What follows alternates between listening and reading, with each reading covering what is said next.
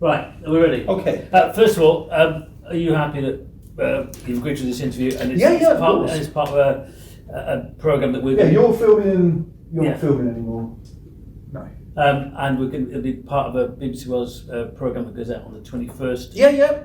And a subsequent podcast. Yes. Great. A series of podcasts, isn't it? Yes. We were told it was like there's going to be a series of podcasts, it's going to feature as part of that, and the main programme is the 21st of this month on BBC Wales. And on iPlayer. I mean, that's I expect it to be online because people always clip these things. It'll be probably re-uploaded to numerous sites after that. Great. You ready, John? Yeah. Paul, you happy? Look, first things first.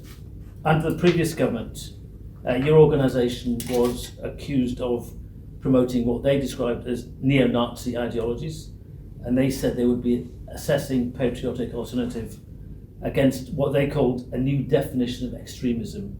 Is PA an extreme far-right group? Well, this underlies the government's attack on freedom of speech, because what the government is saying is, this group here acts in a lawful manner, they're not breaking the law, they're not doing anything illegal, so we want to pass new laws to stop them doing what they're currently doing. Are you happy that description that you're promoting neo-Nazi ideology? I think that description is a description the government has used specifically as a way to characterise us in a manner to allow them to pass legislation to potentially outlaw a number of groups and stop people from expressing legitimate concerns about mass immigration, multiculturalism, and issues such as the grooming gangs, because today, anyone that talks about those issues is characterised as far right. If you go to our website, which I'm sure are you far right? Far right is just a term that people throw around. Are you far right? Are you a neo-Nazi organisation? I'm an ethno-nationalist. I'm somebody who believes that this country should primarily be run for the benefit of the indigenous people of these islands. That is somebody who would characterise themselves as an ethno-nationalist. So how would you describe PA, your organisation? We're an ethno-nationalist organisation. We're an organisation that campaigns for the rights of the indigenous people of these islands. We want an end to mass immigration, and we want to ensure that the indigenous people of the British Isles never become second-class citizens in their ancestral homeland. Given your description of what you want and what you describe your organisation, we've gathered that evidence over a number of months that suggests a number of your members and supporters have expressed what might be described as extreme racist and violent views about migrants, about immigrants. How does that reconcile with what you describe your organisation as? Well, firstly, I want to make the point that we've actually asked the BBC for evidence of this. But we've detailed those allegations in a letter to you. There's also,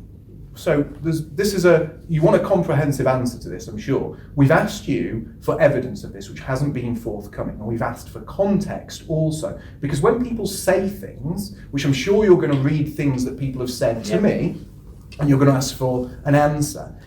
I stand by people's right to freedom of speech and freedom of association. The comments that were made are protected under law because they were comments made at private meetings in private conversation. Now, the fact is, you sent someone to our group who infiltrated our group, who secretly recorded people against their knowledge, without their consent, and we'd actually been very nice to this guy. This guy came to us, he said he hadn't got a job, he was sleeping on his friend's couch. We got him a job, we actually got him employment. I'm sure that won't feature in the documentary, because that would make it a balanced documentary, which you don't want to produce. You'll see the documentary when it goes out. Oh no, of course. But one of the comments I'm about to read to you were comments made by your supporters, made by your members in public places. No, they were made no, they weren't. They weren't. They were made at our camp, which is a private gathering, and they were made in private conversations, and they were made at our conference, which is a private invite-only event, and they were made in private conversation. They were not made in public places, and they were not made as any form of campaign or as people represent. Well, we have, when people attend our events, we have a code of conduct, and if people have breached that code of conduct, then we will deal with that in due course. But we can't deal with that unless we've seen the evidence and whether the comments made are in some form of context. Well, let me give you some of the evidence, and I'll ask you what you. Well, no, you're intend reading to what do. you claim has been Well, said, but I haven't seen the context. Well, you've seen the comments and the evidence because we've given it in a detailed. You haven't sent me any evidence. Like if I stood up in court and said, you know, I've got all the evidence that this guy did whatever, the court would ask to see the evidence, and essentially you're putting me on trial. We wouldn't put order. out evidence unless we were legally allowed to do so. At your annual conference, which you mentioned, one of your members, a man called Tom Webster, describes himself as a totalitarian who wants a whites-only world. He asked other members to watch videos of Indians being killed. He's a civil servant who has admitted deliberately giving wrong information at work to people just because they're not white. He's made racist comments at the summer camp you talked about.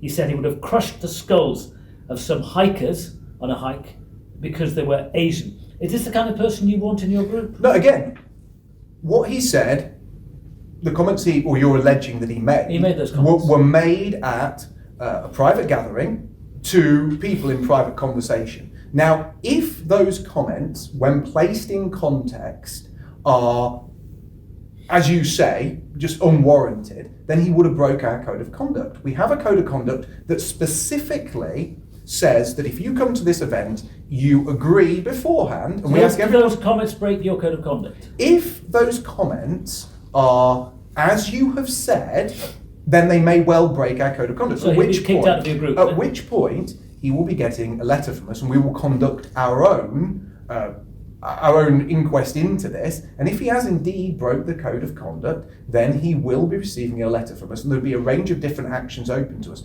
We ask everyone, and you're aware of this because your guy infiltrated us. He will have been given at one time or another a copy of our code of conduct, which you could have. You could ask for it, and I would send it to you.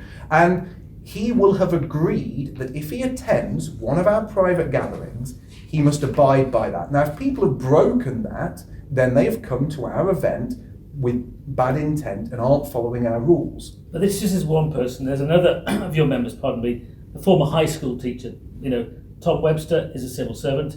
Another member is a former high school teacher, Patrick Lawler.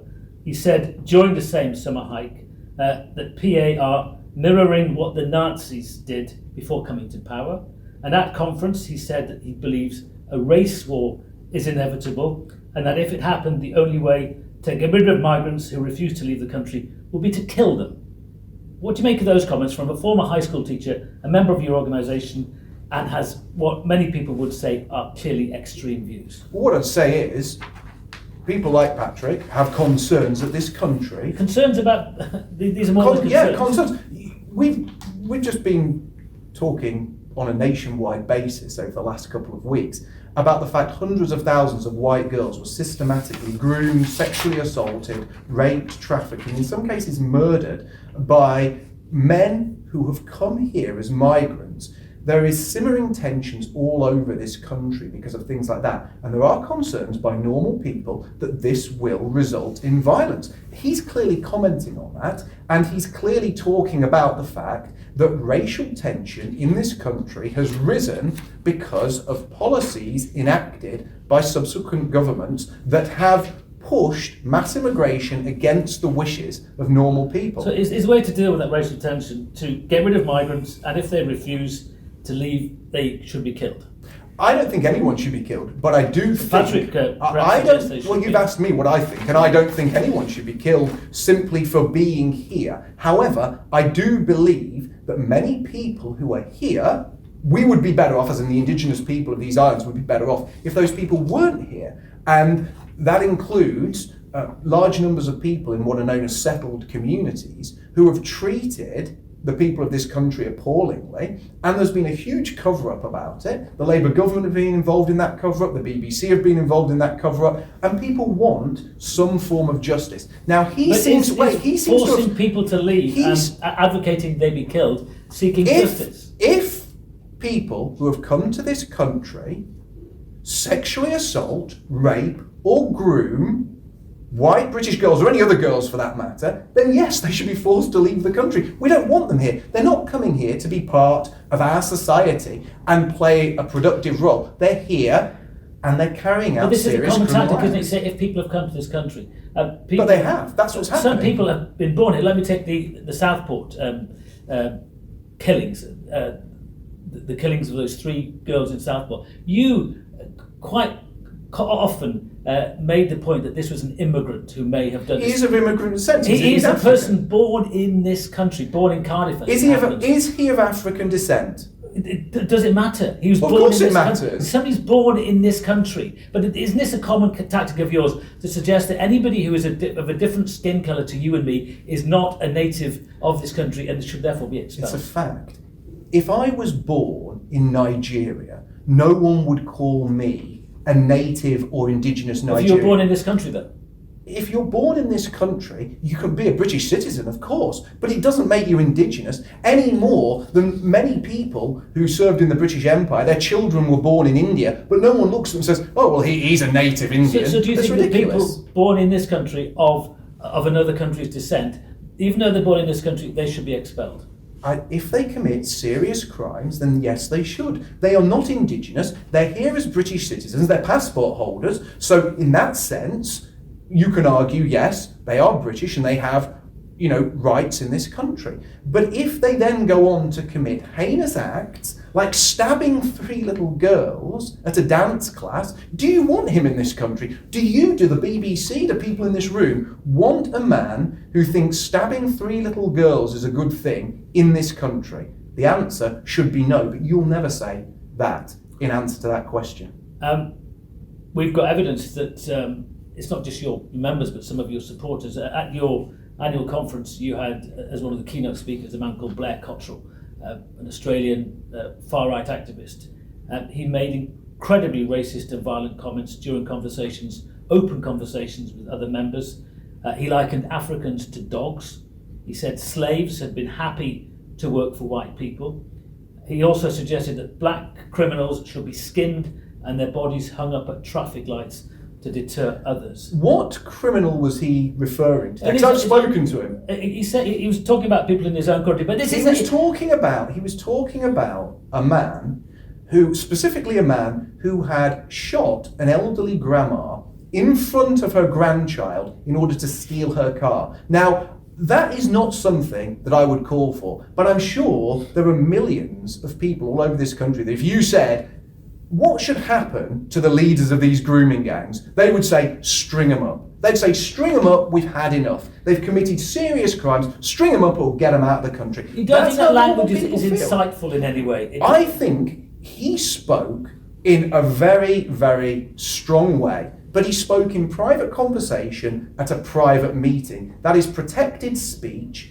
And he was speaking to members of your organisation He was speaking in private conversation at a private meeting. People have a right to express themselves as they see fit in private conversation. Now, if somebody advocates for a group in public on behalf of that group, that's a different thing. You know that, I know that, and it's different in the way the law deals with that. Is that what I would have said? No. But you're the leader of an organisation. You're responsible, if you like, for your members, Patrick and Tom, and what they say, or you have to defend what they say, and if you don't defend it, you have to take action against them. Blair Cottrell was a guest at one of your events. Will you be continuing links with him, given his extreme views? As I said, I'm not going to throw my friend under the bus. Of course, I'm going to stay in touch with him. Yeah, with somebody who makes those kind of comments. I told you, he spoke in a very, very strong manner because he's obviously very angry about the things taking. He's obviously very, very angry about the things that are taking place. The fact is, and I've said this earlier in this interview, there are simmering tensions here in the UK and all over the Western world. But those tensions and the anger you're reporting on is a direct result of anti-democratic practices and the fact successive governments keep bringing in record numbers of migrants despite people saying they've had enough and despite the consequences of those policies nearly always impacting the indigenous people of Western countries in a negative manner. Another person who's a member of your group, Aaron Watkins in South Wales, described migrants as subhuman invaders who should be, again, violently removed. He said they should be rounded up, put in camps and shot. if they refuse to leave. This is again continuing on a theme. And as I've said, if he's saying that at our events, he's breaking our code of conduct. Another one has broken your code of conduct. I've just said that. That's at least 3 people. But wait a second. Your guy was undercover with us for about a year. He spoke to dozens of people, attended events where there was hundreds of people there, and you've got a selection of cherry-picked comments that took place over a day that lasted about 12 hours. These comments aren't typical of your members. Wait, if you were producing a documentary that was typical of what we do and the kind of people involved, you would be reporting on the fact that the man that you sent to infiltrate us came to us with a sob story and we got him a job. If we were awful people who were trying to do all these nefarious things, would we spend our time helping people who come to us, telling us they're down and out, getting them jobs, supporting them, looking after them? Is he going to report on all the things that we did that weren't in some way salacious? No, of course not, because you're not producing a balanced documentary. Are these views of several members of the organisation and supporters typical of the extremist language that I'm highlighting to you now? No, because if they were typical of the extremist language, as you call it, what you would have is a lot more of these comments, because he was undercover for what, a year, and that's the sole focus of this documentary is a few cherry-picked comments, which I've already said to you, in some cases will probably breach our code of conduct, and in other cases are the direct result of anger built up because of government policy. Aaron Watkins is again somebody who has, in his workplace, admitted destroying incriminating evidence, a telephone, during a police investigation. Are you happy to have somebody who deliberately does that in your organisation? What he does at work is not my direct concern. I'm not his employer. If he's done something at work which is either incorrect, wrong, or breaking the law, that's for them to deal with. Now, if he said things at our events which breach our code of conduct, that is my concern. And I'm happy to say that. It's not my concern what he does at work every day. So will you, at the end of this interview, will you, when you've seen our programme, will you go and investigate all of these individuals who've... I've already said that. You will? And I've said that. And if yes. they've breached your code of conduct, these 6 or 7 people, they will be expelled from your organisation? I didn't say expelled. They will get letters. There will be a full investigation. They'll get letters. They'll obviously be able to give their side of the story as well as to why they said these things, because that's how things work in a democratic, free and lawful society. And we will hear what they have to say. And if they have said things that breach our code of conduct, then we will deal with them appropriately. But are you happy to have members in your organisation who say this kind of thing, use this kind of language? Are you happy that they say that? I've just said, if the comments they make in context and with us viewing the evidence are, as you are saying, that will breach our code of conduct, at which point there will be an investigation into what they've said, which is obvious to anybody listening to this, that we have policies that don't allow that kind of language to be used at our event. Another member, Alex, another Welsh member, used racial slurs regularly, repeatedly, used the N-word and the P-word. He describes routinely hating black and Asian people. Again, is that what you try and encourage your members to do, to hate people who aren't white? Well, that's interesting, isn't it? Because you said, is that what we try to do? Now, if you had evidence that we tried to do that... I'm asking you, do you? No, we put forward to the public and to people who support us the truth.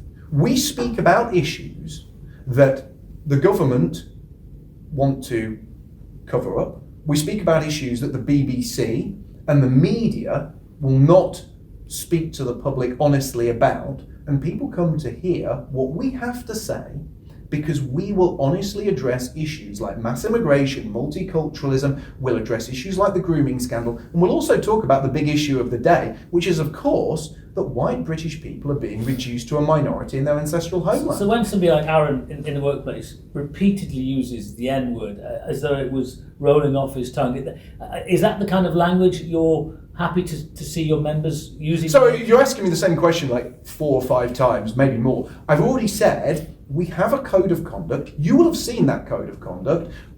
Your undercover reporter will have got it because he will have seen it every time he came to one of our events where you have to consent to agree with it. And in that code of conduct, one of the things that is explicitly prohibited is the use of racial slurs. You know that, I know that, but you're asking me this question repeatedly because you want to ignore the code of conduct, you want to ignore our practice because it doesn't fit your narrative.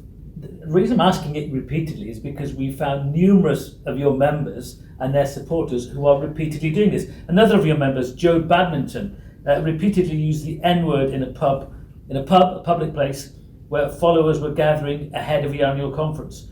He was describing having N-word fatigue because all of the black people at his college were celebrating Black History Month.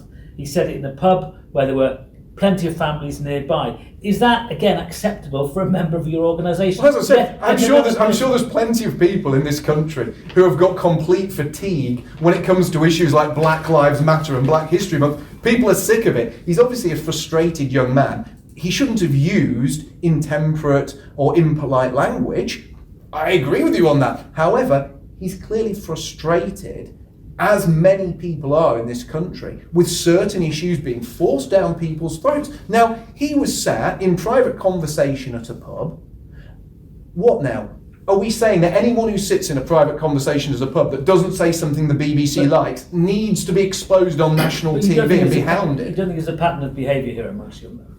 I think, and I've already said this, you have cherry-picked a couple of conversations from what is likely hundreds and hundreds of hours of recording, which at events where hundreds of people are present, and you've presented those, in some cases to us without context, and also without a balanced report that shows the other side of the things we do.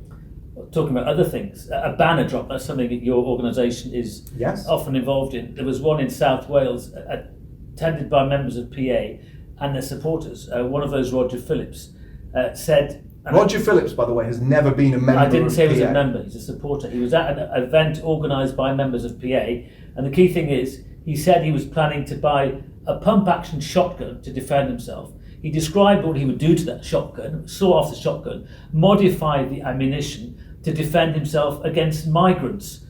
How worried are you about that language of one of your... Well, Roger Phillips has never been a member of Patriotic Alternative, ever.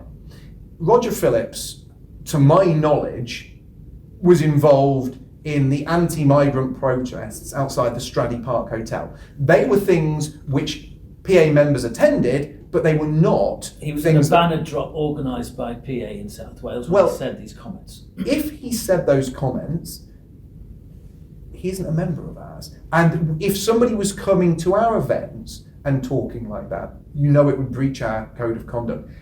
You keep on referring to the code of conduct, but here you have members and non-members, but supporters expressing their most extreme views and saying, in this case, that he would buy a shotgun, saw the shotgun off, modify the ammunition because to defend himself against migrants. To defend himself. Well, did he say to defend himself? Yes, but so he's not talking about going down and hunt. He's obviously a man. All of those actions, buying off a shotgun, sawing off a shotgun, is illegal. So have you informed the police about this? It's not our job to go to the police. Our job is to expose what happens. Well, the fact people is, will look at this documentary and make their own minds up. He is not legally allowed to saw off a shotgun or modify ammunition. The fact is, if he's doing that, and if he has done that, and he's broken the law, that's a matter for the police. He isn't a member of ours, and the fact of the matter is, with somebody like that, he's obviously, yet again, he's somebody who has deeply held concerns about the future of this country. He's obviously worried about... worried enough to buy a shotgun and saw it off? Well, when you live in a country where hundreds of thousands of white girls have been systematically groomed, sexually assaulted, raped and abused, and anti-white racial attacks regularly occur but are covered up by organisations like the BBC, are people increasingly going to want to defend themselves, their loved ones and their families against activities that may harm them carried out by migrants? People all over the country have been shocked by the migrant crime wave that threatens the safety of everyone that lives here. And there is a palpable sense of frustration and fear from normal people about these things. Obviously, what he has said isn't right, but they are the kind of concerns that more and more people have, that the BBC, the government, and other media outlets will never address and will never talk about honestly. You keep on referring to, in each of these cases, that you would refer to your code of conduct, Yes. as people might be told about. The legal expert we've spoken to says that, in their view, the comments by these people, the ones I've just read out to you, should be investigated by police because they may amount to incitement. Let me finish. Because they may amount to the incitement of racial hatred. What do you got to say to that? Well, firstly, I'll say is your legal expert a qualified barrister, solicitor, or King's Counsel? Our legal expert is that, yes. Yeah, he's a qualified practicing legal professional. He's Absolutely. not just somebody. No, absolutely. No, because when you write letters to groups like Patriotic Alternative, you always say you have a legal expert or you've spoken to an expert, but you never name the expert or their position, which is the question I ask you is the legal expert who is an expert in this field says again that those comments I've just read out to you. Those comments, I can answer that. Those comments, if they were said at, say, a public rally or a gathering by a speaker who was speaking to a crowd, then they may well be illegal. However, comments said in private conversation at private gatherings are different. That is something that's been tested under the law. Your legal expert should know that. Now, if somebody admits to a crime in private conversation, that can still be investigated by the police. You know that, I know that. But if somebody says privately to their friend in conversation that they feel a certain way about something or use a certain word, that is not illegal. As you say, people are allowed to hold views that maybe other people would find distasteful. Yeah. When comments like these are made in public or in the workplace, then according to our legal advice, that could amount to incitement of racial hatred. These comments were made in private conversation between people at private events that they were invited to on a private basis. These were not big public events. These were not people who were selected to speak at a gathering and then espouse those views to the gathering as a whole. What you're doing is clutching at straws and effectively trying to campaign to ensure that there is a change in the law. That's what you're about, trying to force a change in the law where people's private conversations will then be held up to scrutiny and people are looking over their shoulder, worrying what they're saying. This is a step towards some kind of police state where people are scared to even speak their mind in their own home or when talking to a friend at the pub. You talk about your responsibility as leaders to let people know about the code of conduct. One of your senior figures is your regional organiser for Wales, Joe Marsh. Yes. He's been introducing some of these people to new members of the group. Do you think he should take responsibility for exposing people to these kind of people with what many people might regard as racist and violent views? So now we've jumped from... You haven't jumped. Wait. We've jumped from person A said something privately, so that should be against the law, to now person B introduced person A to somebody who then said something that you don't like. So person B is now also culpable. What you're doing is basically saying that anybody who is involved in an anti-immigration group that says something you don't like or introduces somebody to somebody who says something you don't like, it's all terrible, and those people should essentially go to jail for having the wrong opinions or privately discussing their views with others. That is tyranny. You're campaigning for tyranny. First of all, believe me. This is a campaign. I'm not campaigning for anything. I'm saying, should a position in the senior position in your group, like Joe Marsh, be introducing people to new members who have clearly views which many people would regard as racist and as extreme? If people want to express themselves privately, that is their right. Joe Marsh is a fantastic guy. He's been a lifelong campaigner to prevent mass immigration. And if you think I'm going to come here and throw one of my friends under the bus, you're very much mistaken. Do you deliberately targeted people who might be regarded as vulnerable or neurodiverse? We've spoken to a former member of right-wing organisations who says that's exactly what PA does. You you pick on people who are described as, let me use a line here known as spur groundlers. I think that's a term for Asperger's. People who may be neurodiverse, may have social problems, and you deliberately target them because you put a arm around them and make them feel part of an organisation. This is the most absurd allegation that I think you've come up with. It's the most ridiculous, baseless nonsense. Again, another expert has given you some testimony. You've had a guy who's been undercover with us for about a year. You'll know that we do online shows, we post things on social media, we go out leafleting, we do community outreach events, we do street stalls, banner drops, things like that. Has your undercover reporter ever been asked to go and reach out to those kind of people? I can answer that question for you because it's a no. We have never gone looking for people like that. Are you suggesting that we go out and leaflet special needs schools or something like that? I didn't say that at all. No, but that's what it sounds like. That's what I said was that we've spoken to we've spoken to people, including former members of far-right organisations, who say unnamed, of course. Exactly what PA does, and groups like yours, you deliberately target. Well, then please give us the evidence, because saying that you've spoken to someone who is anonymous and will remain anonymous, that makes some incredibly ridiculous allegation and does so without any evidence, because there is no evidence, because we don't do it, yet I'm having to sit here and answer such nonsense, but I don't even know who my accuser is, and I haven't even been presented with any evidence to suggest what this mystery accuser says is true. You've talked about things you do. Another thing you do is you raise money for people convicted of racial offences. PA members like Sam Melia, James Allchurch, known as Sven Longshanks, James Costello. You call them political prisoners, but they're not political prisoners. Yes, they are. They've been accused and found guilty of serious racial offences. No.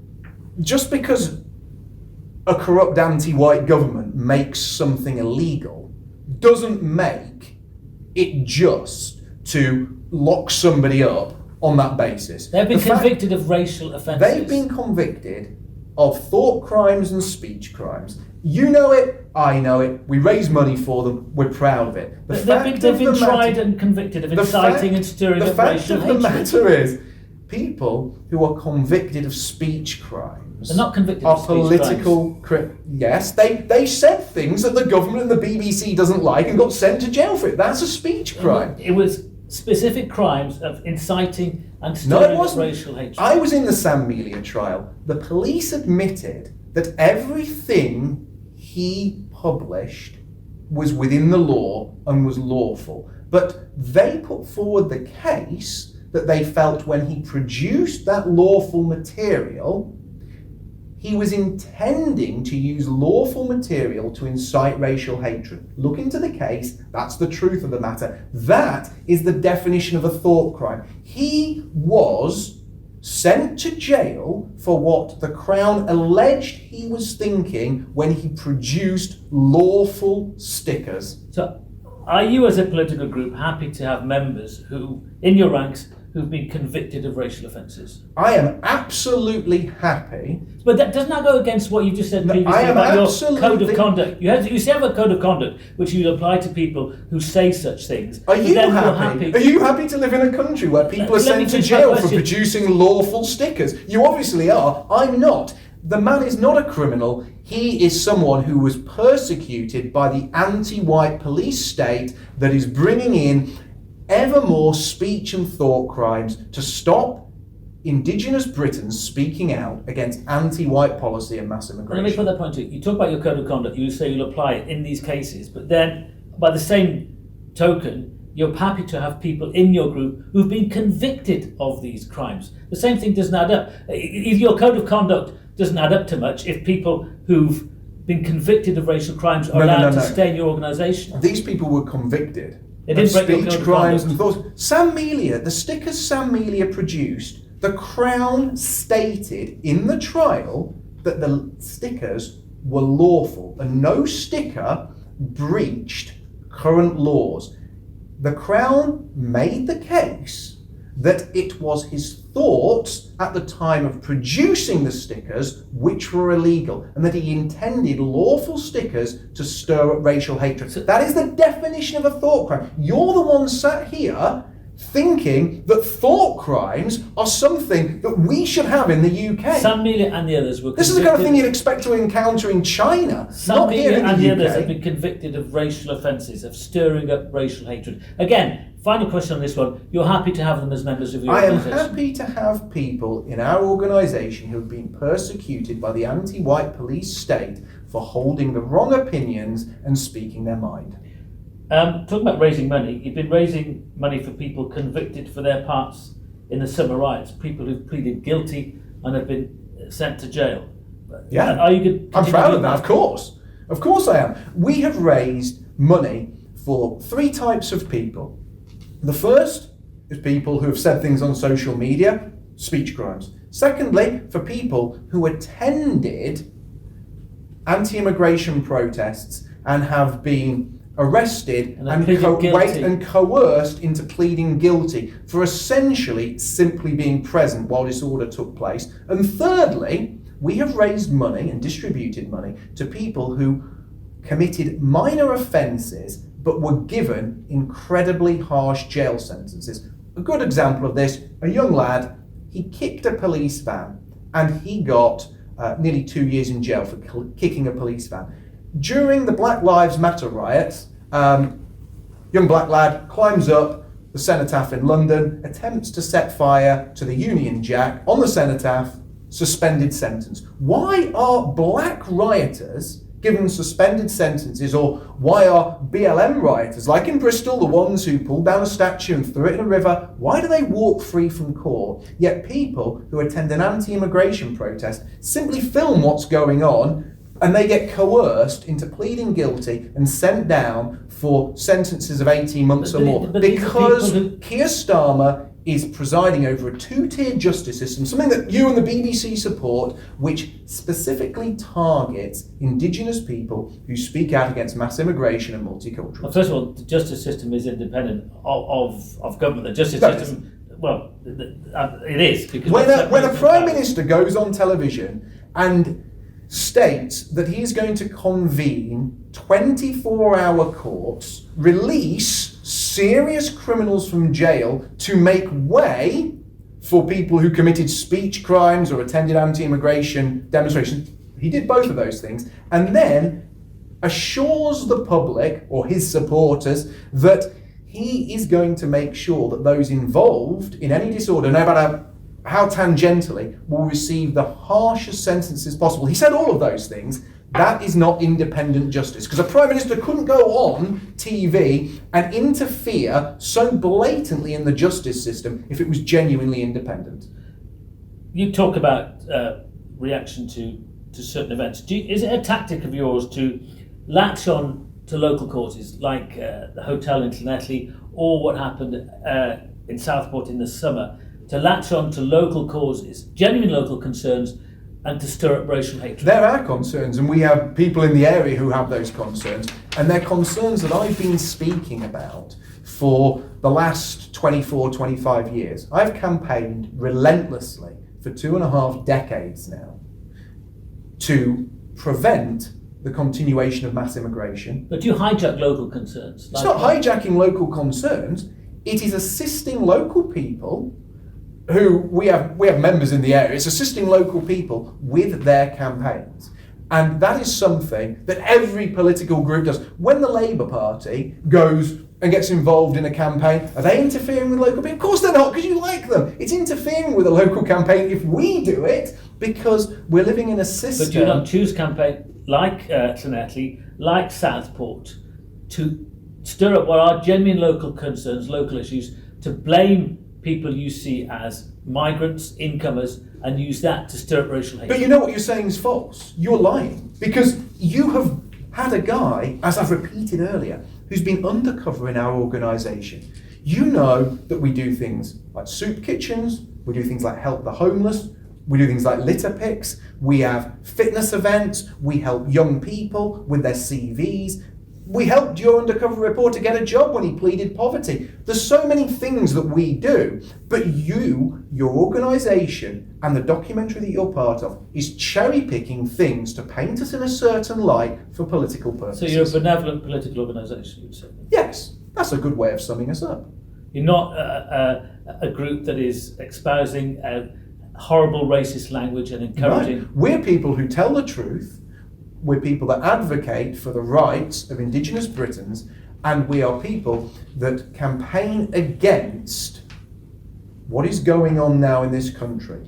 And what is going on is Indigenous people are being reduced to a minority, and a hated minority at that, where they are worse off than second-class citizens, to the degree that if you're a white British dad and your daughter is being raped by a gang of Pakistani Muslims and you go to free her, it's you who's going to get arrested. And the BBC shamefully colluded in the cover-up of that scandal. Well, I'm not a BBC spokesman. I'm not here to comment on the BBC. Oh, that's weird, isn't it? Because all the people who attended my meetings, whether members or not, are apparently Patriotic Alternative spokesmen. Let's turn. You say you don't inflame local tensions and tense local situations. You made comments in the wake of the Southport killings in one of your streams, and I quote, "These people shouldn't be in our country. They're a threat to all of us. All of these black people come from very low IQ countries and they have low impulse control." Now, a lawyer, again we've spoken to, the same lawyer, says in their view, that's you inciting racial hatred. What's your response to that? That's you in the response to a very tense situation. Are you guilty, or are you responsible for inciting racial hatred there? That's a call for sensible immigration control. The fact of the matter is, we have a right to... All of these black people come from low IQ countries. Have you seen the average IQ of sub-Saharan African countries? Now that's an average. It doesn't mean everyone there's low IQ. But when you have countries that have a substantially different IQ to our country and also have very different cultures, very different ways of life, you would think a conscientious government would be screening the people coming from those countries to ensure that they are compatible with our way of life and that they have an appropriate level of understanding of our society so they can fit in. But they don't. It's like, bring everyone here, regardless of who they are, regardless of what they've done, give them a free pass, and then when something goes wrong, blame Mark Collett and Patriotic Alternative, because it's the far right. But it's just isn't nonsense. this a deliberate obfuscation of the facts? Because again, as you continue to maintain, the man accused, and this is important because there's a legal process which we've all got to adhere to here, but the man accused of the Southport killings was born in Wales. He's got a British passport, but he's clearly of African descent. Is he of African descent? We're all of some Is he of descent. African descent? Yes, he is. Is he of African descent? Yes. And we've had a problem in this country. But you continue to refer to him as a migrant. We've had a problem in this country, and we saw this with things like the 7/7 bombing, with the Manchester Arena bombing, which didn't happen far from where we are today, where second generation and third generation migrants have not integrated as the government claimed they would, but instead have done the opposite and have done horrific things, committed horrific crimes against the indigenous people of these islands. And again, that's fine, because the BBC says it's fine, apparently. I don't think it's fine. I don't think it's fine. I think there is a problem both with mass immigration, with multiculturalism, and with the fact that migrant communities who have come here have not integrated. And not only are they not integrated, but in many cases they are specifically targeting the indigenous people of these islands, committing these horrific crimes, and the government's response is simply to shout far right about anyone that voices concerns over this issue. Isn't that opinion of yours being used in these very sensitive situations to incite racial hatred? I'll give you an example. Joe Marsh told his online followers in the wake of Southport to protest outside migrant hotels instead of mosques.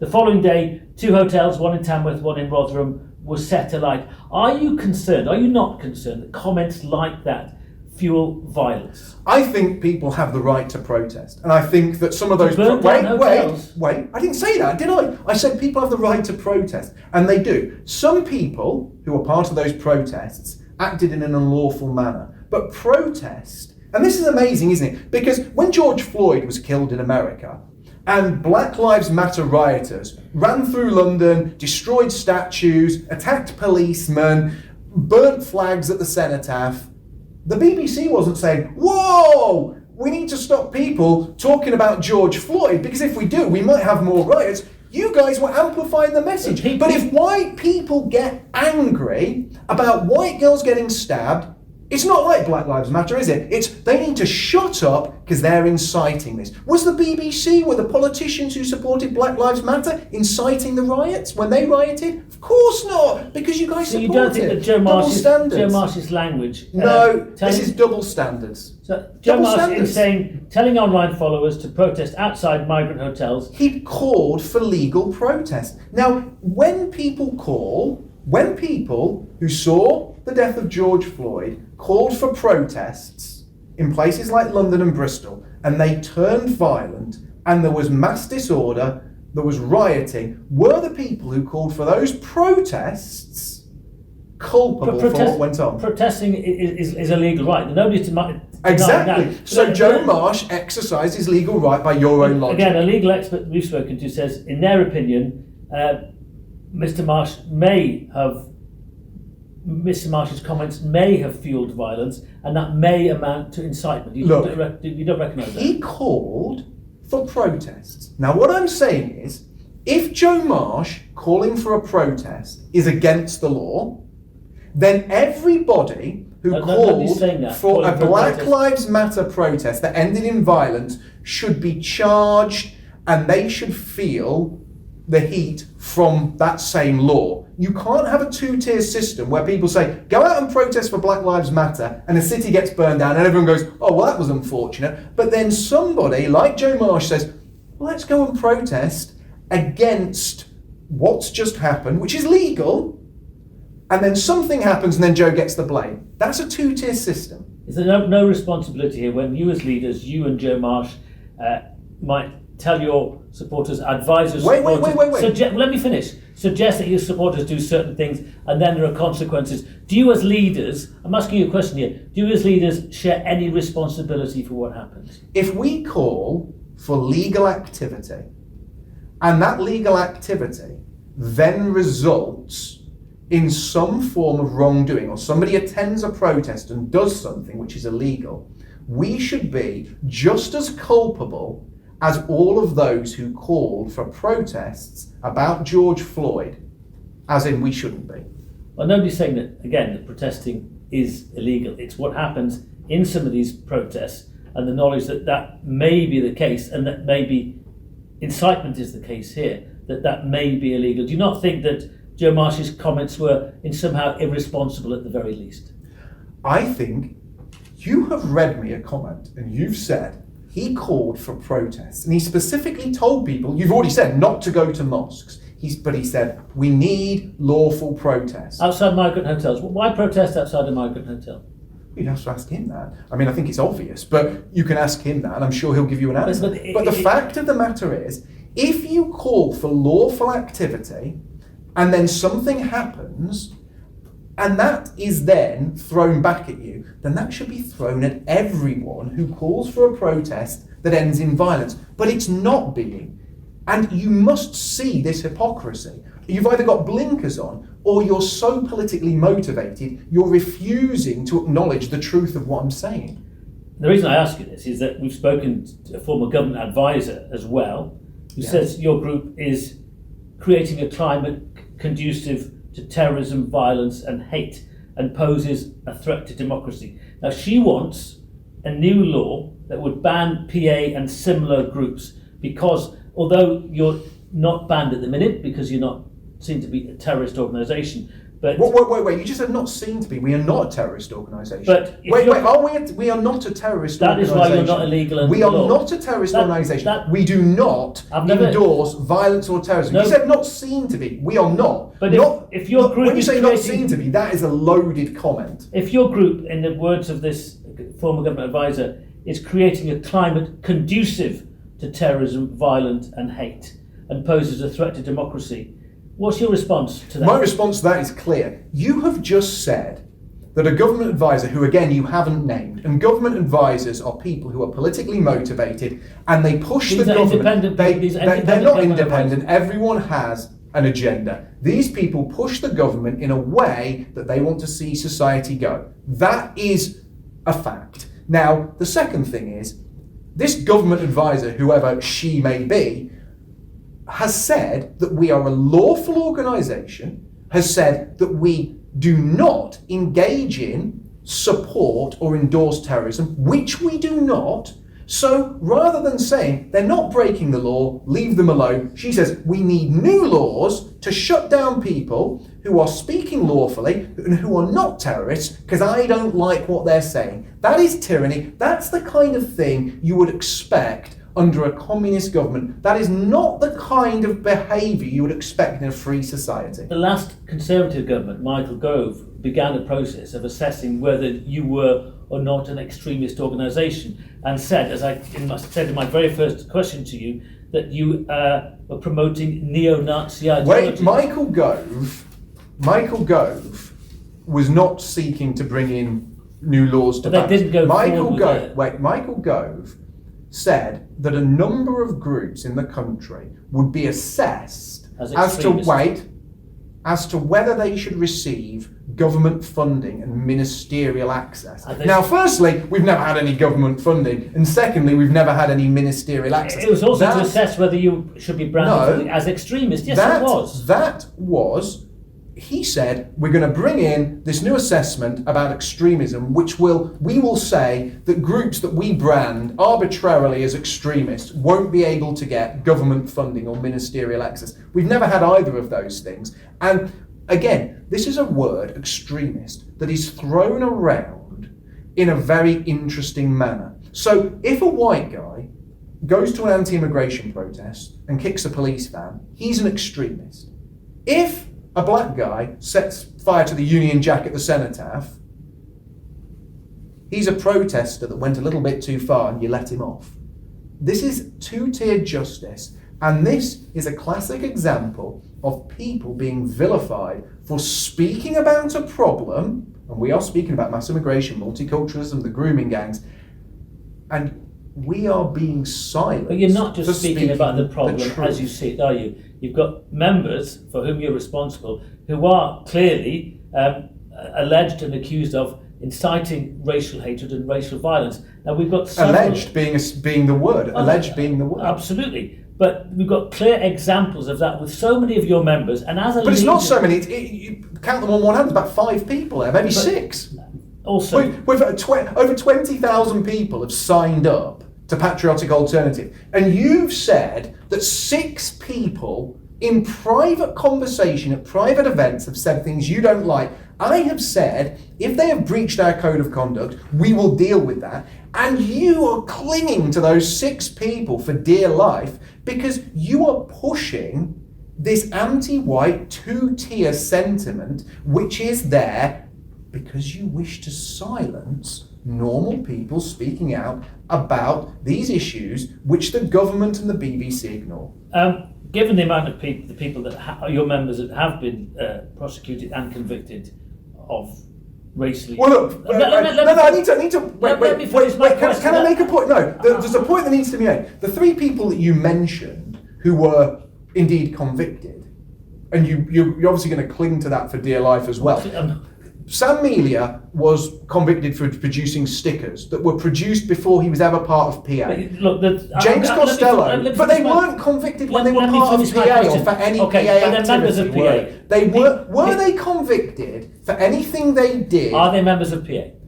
They are members of PA. But were they... And you're happy to have them as members of PA? I'm happy to have them. They did these things before they were part of Patriotic Alternative, and the things they were convicted for never had anything to do with Patriotic Alternative. You know that. Again, you're clinging to something that is highly disingenuous. If you tell normal people that these people were convicted of offences that took place before they were ever part of Patriotic Alternative, that none of the things that they were convicted for ever had anything to do with Patriotic Alternative, and the things they were convicted for were either thought or speech crimes. People would have a completely different view of what you're saying. It's misrepresentation. You're happy to take them under your wing now and campaign for them and raise money for them? Of course I am. And what's more, I am happy to take people on board in Patriotic Alternative and attempt to get them on the right track, get them campaigning, and get them involved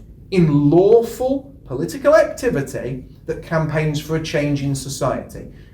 The issue with certain people espousing intemperate opinions or things you don't like to hear is because people have been backed into a corner. They feel they can't speak their mind, and then people say things out of frustration. Now, if people had a genuine outlet and could talk about these issues openly without people breathing down their neck or trying to ensure they lose their jobs, we wouldn't have many of the issues we have today. So the people convicted, also Aaron, Tom, Pratik, Alex and Joe, are all people you'll be speaking to, telling them to adhere to your code of conduct and speak with less everybody who, on viewing this footage that you're going to present that has broken our code of conduct, will be getting a letter and it will be investigated. And if you get a letter from us about breaching a code of conduct, depending on the severity of the breach,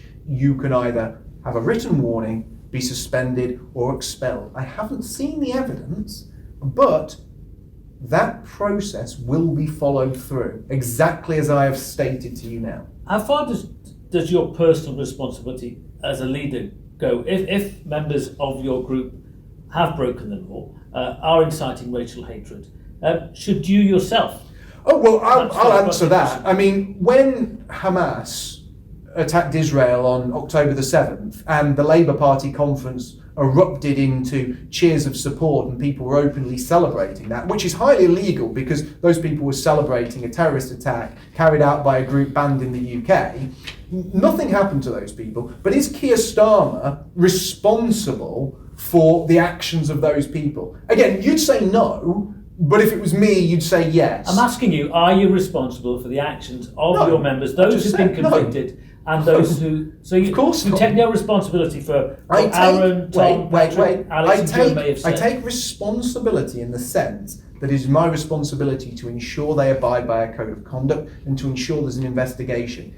Did I make those people say it? No. Will Keir Starmer be hauled up? Will the Labour Party leadership be hauled up for the people who have celebrated terrorism within the Labour Party? Of course not, because there's a double standard in this country. When the left go out and celebrate groups that have carried out terrorist attacks, or when people walk down the street, with Hamas flags, etc., when people are arrested at pro-Palestinian events for saying things deemed racist, those people are at worst given a slap on the wrist, or at best it's just completely ignored. But when it's Patriotic Alternative, it's a secret investigation by the BBC. Given what we've told you and the evidence that will be presented in our programme about your members and some of your supporters, what will you do now? Will you expel people from PA if you find... But again, you've asked me this question now. I'm asking you, what will you do now?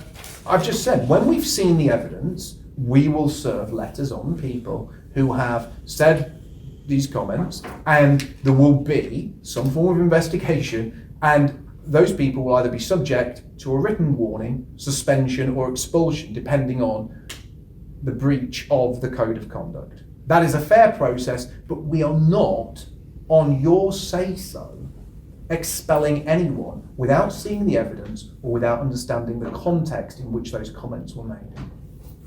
Are you an extremist organisation? Well, what will you do if the law eventually does decide that you should be banned or prescribed under perhaps new and anti-extremist laws? We're not an extremist organisation. The fact of the matter is, if the government changes the law in order to brand us as extremists, or changes the law in order to bring in restrictive, draconian new legislation that prevents people from speaking freely and enjoying freedom of association, then we will address that as it happens. But the fact that you brought me here today and said everything you're doing is lawful, you're not terrorists, you've not broken the law, so essentially the government needs to change the law because we don't like what you think, say and do, that is tyranny.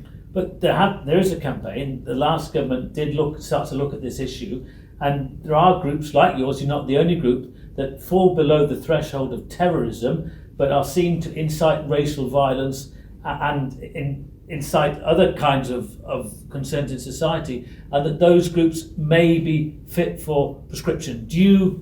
What would you do if your group...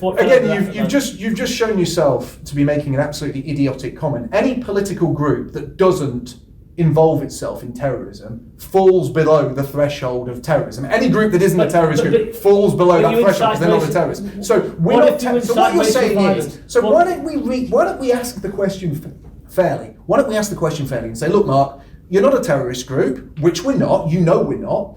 The government is trying, or the government has discussed, or previous governments have discussed, changing the law to outlaw lawful, peaceful organisations that don't engage in terrorism.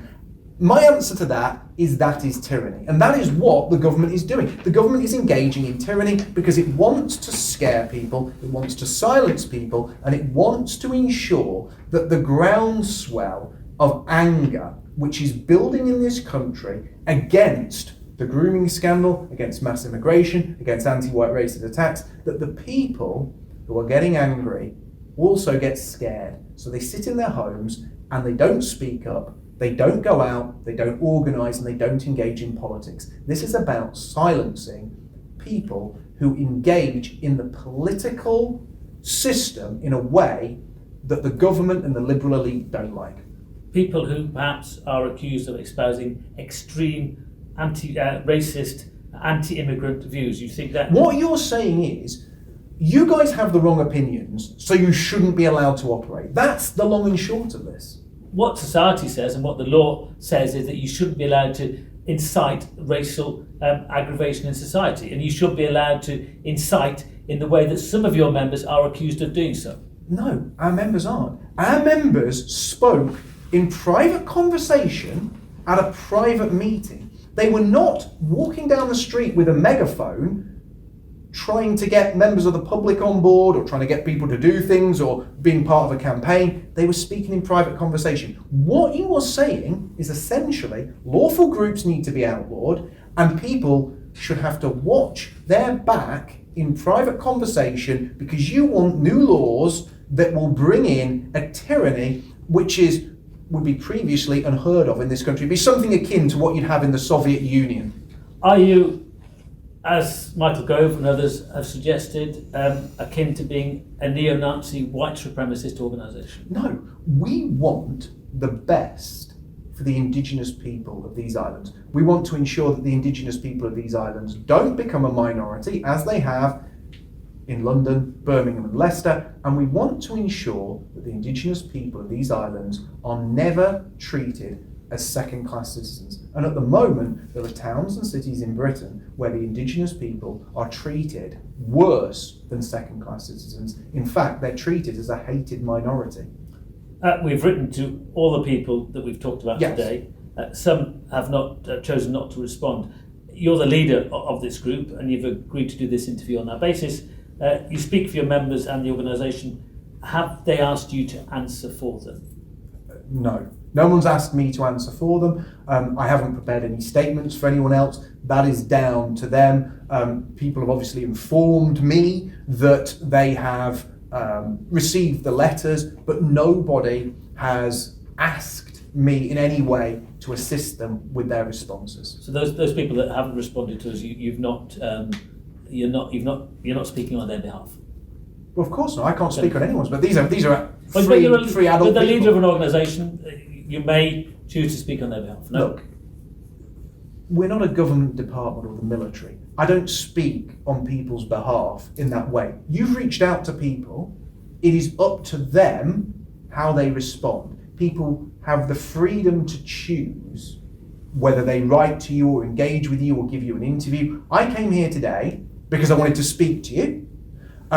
If people want to come and speak to you, who you've reached out, that's up to them. It's not down to me. And I certainly haven't advised anybody as to whether they should or should not speak to you. That's up to them. They're free people. We're not a totalitarian organisation that makes demands of people who, have attended a conference or a camp.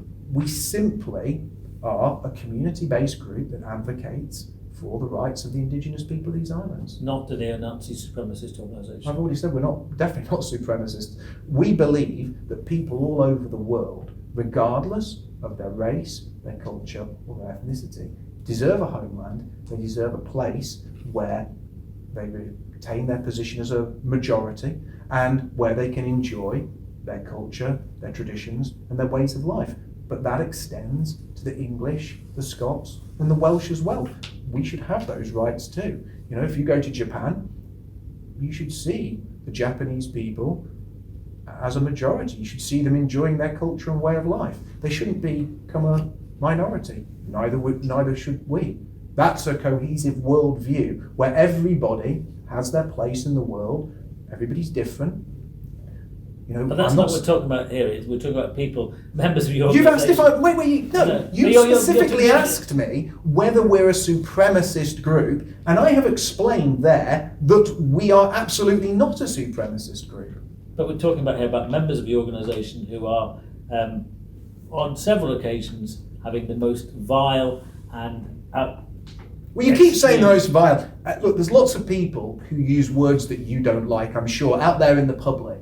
And some people will probably hear words that you've recorded and be horrified, and other people will hear words that you've recorded and say, well, I hear that on the building site or in the pub every day. Now, the fact is, what we're talking about here is words and opinions. And the fact there's such a hullabaloo about people having opinions that the BBC and the Labour Party doesn't like tells us just how this country is going, and just the fact that free speech is under threat.